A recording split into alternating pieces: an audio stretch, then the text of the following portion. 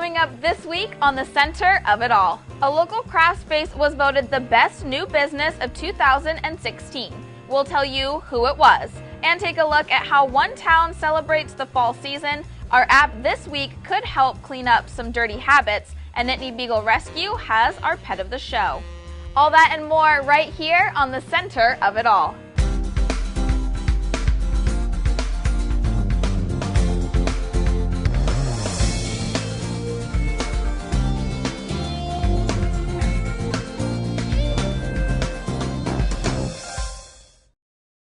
Good morning, thanks for joining me on the Center of It All. Fall is my favorite season, and Phillipsburg's Fall Festival is no disappointment. Let's take a look at some of the sights and sounds from their celebration.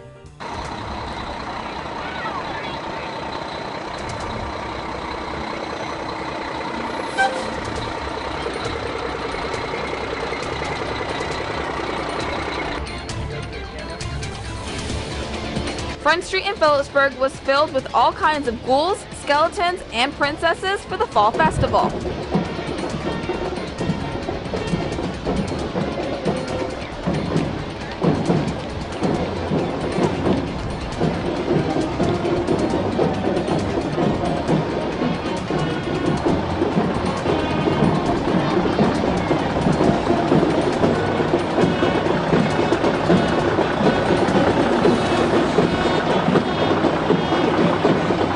Took place Saturday and filled Phillipsburg with all things Halloween.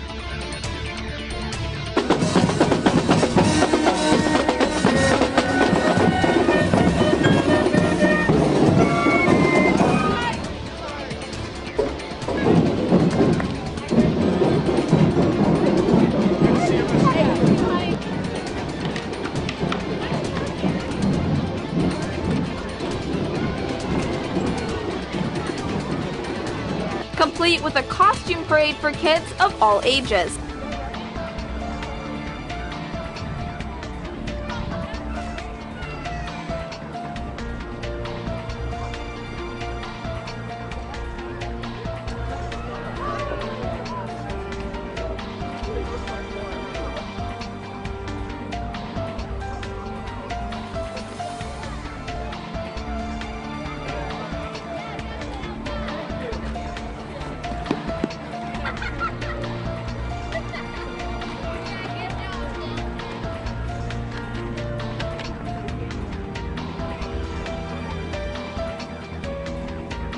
And played songs like Ghostbusters, and everyone was dressed up and enjoying the warm October Saturday. Following the parade, there were things like a farmer's market offering pumpkins and treat bags and stovetop-ready popcorn, pumpkin carving. Families were also able to go trick-or-treating throughout the shops in downtown Phillipsburg. Thank you. Stores had their doors open and candy ready for the hundreds of characters that filled the Phillipsburg streets.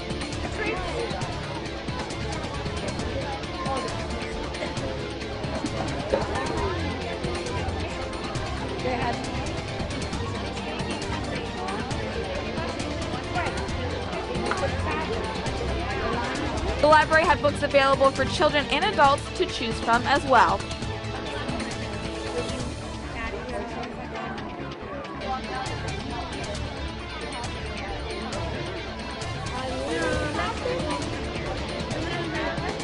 From little lions to a knight in shining armor on his trusty steed, people all came together in celebration of Halloween, the fall season, and the upcoming holidays. The weather was perfect for celebrating the change in seasons as we head into the beginning of November. When we come back, we check out everything you can make at the Makery. Welcome back. It was voted the best new business of 2016. And when you step into the Makery, there's no question why. When I teach my girls, I call them, when I teach all the students that I teach in sewing, the first thing I always start it with is, what do we do here at the Makery? And they all yell, we make things. and that's what it's all about. And they make all kinds of things, from sewing, knitting, photography, painting. The Makery is all-inclusive in all things crafts. It started in Boalsburg, and after growing out of that space, owner Amy Frank relocated the business to downtown State College with a purpose. It's a dream come true to have, not only to have this really big, beautiful art studio in the downtown space, but to also help to bring young families and all of the other audiences that use the space in the Makery to help bring them downtown. Just really proud to be a part of the space. We could have chosen anywhere in central Pennsylvania to locate, and we're very intentional about being here because we really believe that it's just a great vibe. And the community must have loved the vibe the Makery added to the downtown scene, because they were voted the best new business in State College by the readers of State College magazine. It is something that the public, that our community voted on and decided that we were, they felt the best new business in downtown State College. And that means a whole lot to us, just because that's exactly what we aim to be, this fantastic open studio for folks to come and be creative. Creative in all different forms. Classes are offered at the studio with 14 instructors of all different skill sets, teaching anything from pottery to creative writing. They also specialize in parties and events, including art and craft instructions, because they say a lot of people just want to have a get-together using the incredible Makery space. And that's exactly what they wanted this place to be. I really wanted this to be a hub for creativity in downtown State College. And by that I don't mean a hub for artists necessarily. I mean a hub for regular people of the community to come and have a really creative, fulfilling experience, even if they're not necessarily artists. They don't think of themselves as artists at heart. So we're really everyman art and craft. And for people who aren't interested in taking classes but still want to be part of the creative space, there's Open Studio. For a small fee, anytime between 10 a.m. and 4, anyone can come to the studio and either bring their own supplies or use what is already at the Makery. If you need a little inspiration, kits are available that allow you to create things like dream catchers, necklaces, decorative tote bags, all with the help of a guide. We just want to be the place that people want to be if they're going to be creative. With the mission of just providing a really fun, different place for folks in the community to come together and learn how to live more creatively, learn how to express themselves in different ways. One of these different ways being a Make and Mingle, an event that is held on the first Friday of every month that teaches a new skill. Past classes have taught things like bartending, cookie decorating, and leather workshops. I like to say that we are elevated art and craft. What we do here is a little more modern, a little more edgy, a little more on trend than what you typically see at school or at the library or something like that. Those places aren't wonderful. But we try to keep it pretty much the most modern, cutting-edge trend in art and craft, and we wanted to bring that to State College. And by doing that, they hope to draw new people into the Makery and keep old ones coming back. The more folks come to the Makery, we find the more they want to come back, and that for us is our mission, to build this really vibrant community place where you want to have an experience for an afternoon, and you kind of feel like you want to create something really special with your own two hands. Well, this is where you come. Our mission is really to help people live more creatively, but we're also really excited that those three populations specifically, kids and families, college students, and retirees, have kind of found a place that they can all be together for a common purpose. Visit the Makery's website at themakerypa.com for a full list of all the events offered for the month of November. When we come back, Mel shares a recipe to get us ready for the upcoming party season. Welcome back to the center of it all. Holiday parties mean bring a dish to share. This week, Mel has some dip that can either be served as an appetizer or the main meal.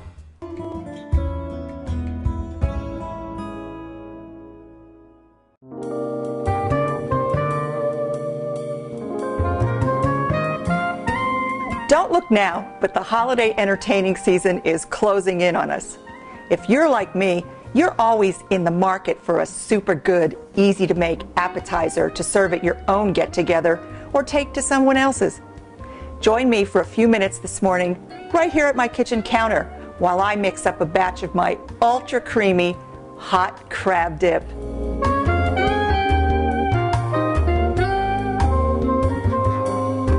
Most of us here in the Northeast grew up eating Chesapeake Bay style hot crab dip. It's made with Frank's Red Hot, Old Bay seasoning, and dry mustard. It's fantastic, and I thought it was the ultimate crab dip until I visited New Orleans back in the 1980s. They make theirs with Louisiana Gold Tabasco pepper sauce, Creole seasoning, and Creole mustard. Make them both, compare them, and see if you don't come to the same conclusion I did.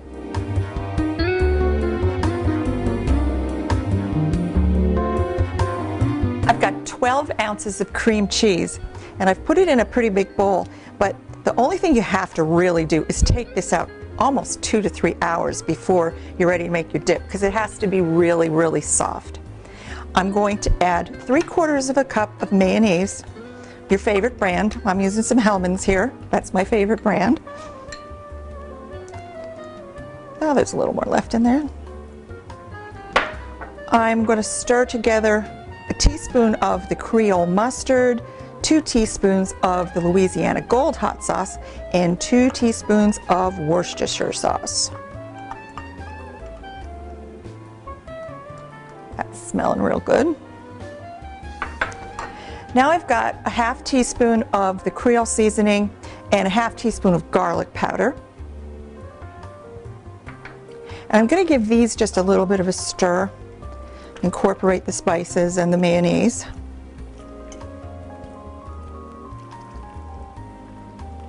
Doesn't have to be perfect.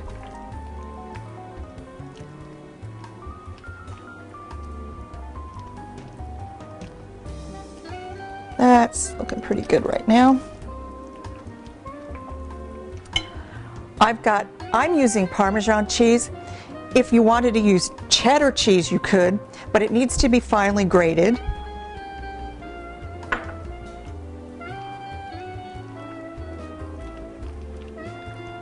Stir that in real well.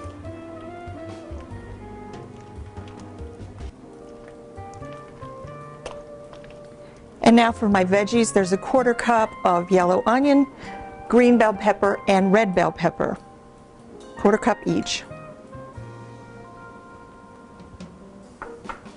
Fold these in. Now this is where you want to really take the time to incorporate everything real well.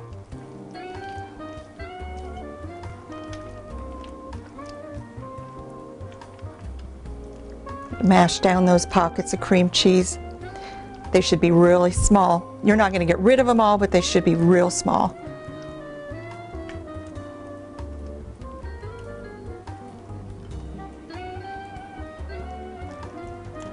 That's looking pretty good. Now there's one more.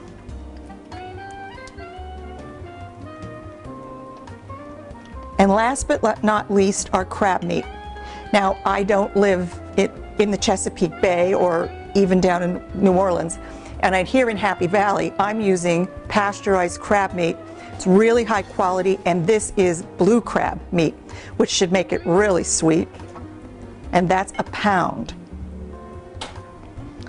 It's not frozen. I don't like frozen crab. And I'm going to fold this, but I don't want to break up the pieces of the crab meat. So I'm going to go really light to the touch with this and just fold it in. Nice and easy, breaking up the little, getting crab meat in between all the mayonnaise and cream cheese mixture. That's looking good. I'm not going to go too much further. I don't want to overmix this. That's a mistake. Okay. Looking great.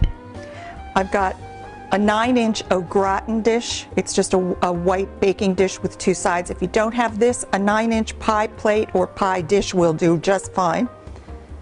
I'll move this to the side. And we're going to put all of our crab mixture into the dish. I've sprayed the dish with some no stick spray.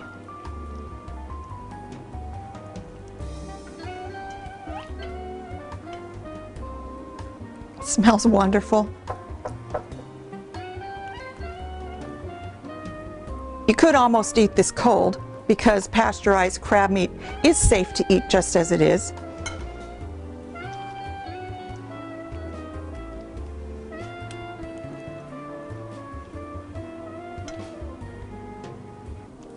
Oh my. My guests are going to be happy with this tonight. A little bit more. That's it. I'm going to pop this into a 325-degree oven, and I'm going to let it cook till it's just bubbly and slightly, ever so slightly golden on the top, which is about 25 to 30 minutes.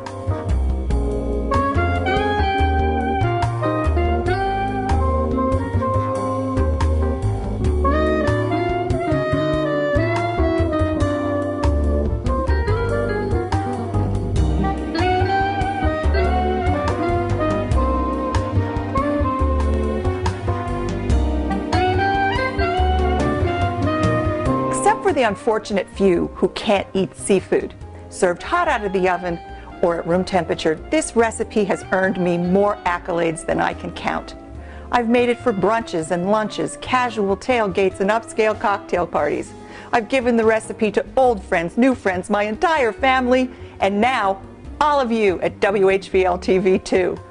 For this and all of my recipes, just go to my website.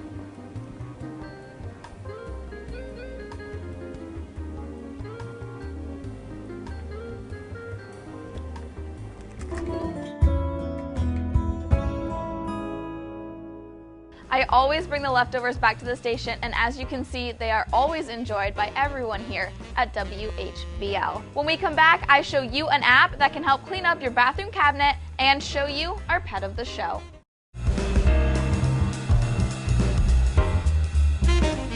Welcome back to the center of it all. Do you ever wonder about some of the ingredients in your favorite products like makeup, body wash, or even food? We take a look at one app that can show you just how unsafe some of these products may be. It's called Healthy Living, and it will tell you what ingredients in your favorite products are bad for you. This app tells you what ingredients are toxic to you and your skin, all with one simple scan. When you first download the app, it goes through a series of instructions telling you how everything works and how ingredients are rated. It also allows you to compare products as you shop. So if you find your favorite makeup compact is harmful to you, it shows you a healthier alternative for your skin with healthier ingredients. With the simple scan of the barcode, you can receive info on that particular product and keep track of all the dirty ingredients. The app has over 128,000 items in its database, but sometimes the barcode isn't recognized by the app, but you can search products specifically or generally, and sometimes the search option does come up with better results.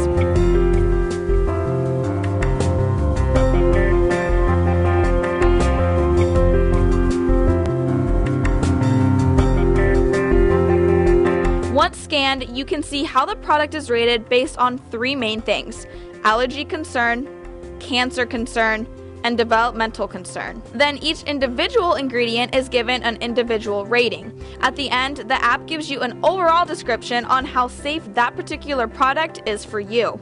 It also stores all your recently viewed items in the Settings tab so you can access them easier and faster, and you can favorite items that you use the most.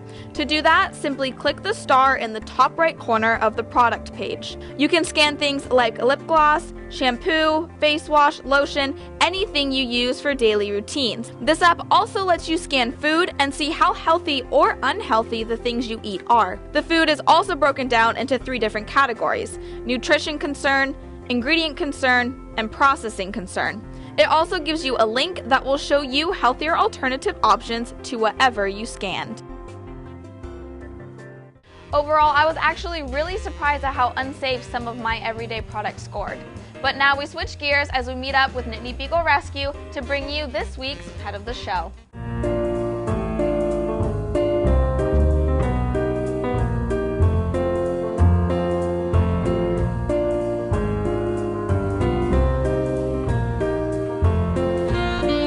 Thanks, Alicia. I'm here from the Nittany Beagle Rescue with Princess. She's the only beagle we have at the kennel right now, so she's desperately in need of a foster home. She's a very sweet girl. She just had a vet checkup. She got spayed. She had her her teeth checked out. She's very healthy. She's a very sweet girl. She likes walks. She's good with people. She's okay with other dogs. She's good with kids. We just really want her to get in a foster home now because she's all by herself at the kennel. She's good in the car. She gets excited for car rides, and she is very well behaved in the car as well. She just lays down and gives you those big innocent beagle eyes. So if we could get her fostered, that would be really great. That brings this week's Center of It All to a close. Thanks so much for watching. I'll see you next time.